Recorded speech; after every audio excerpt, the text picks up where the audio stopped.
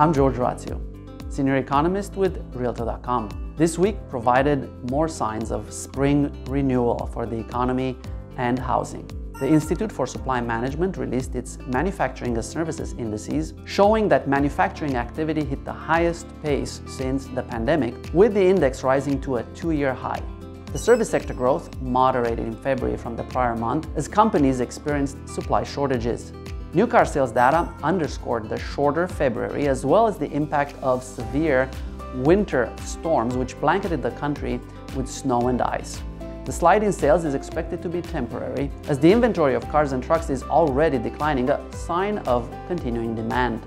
A real highlight of the week came from the payroll employment numbers for February, which reflected rising optimism with the surge in hiring, especially for hotels, restaurants, and bars. Even with the good news on the jobs front, we are still on the road to recovery as unemployment insurance claims increased from last week. The number of Americans relying on benefits remains elevated.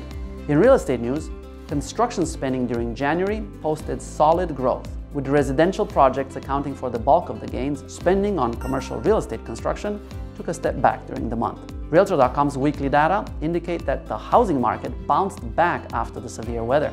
However, the demand rebound is faster than the supply recovery.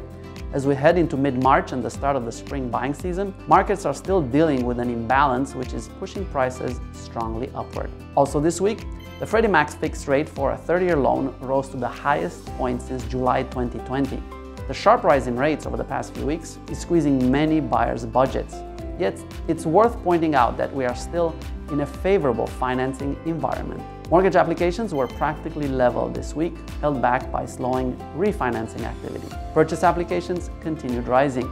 A new report from Realtor.com highlighted that renters looking for a new home are seeing the cost of owning tilting in their favor in 15 of the 50 largest metros, up from 13 markets a year ago. In addition, there are several cities where the monthly cost of buying a home is within 5% of the cost of the median rent. Stay well this week and enjoy the sunnier, warmer, and longer days of spring.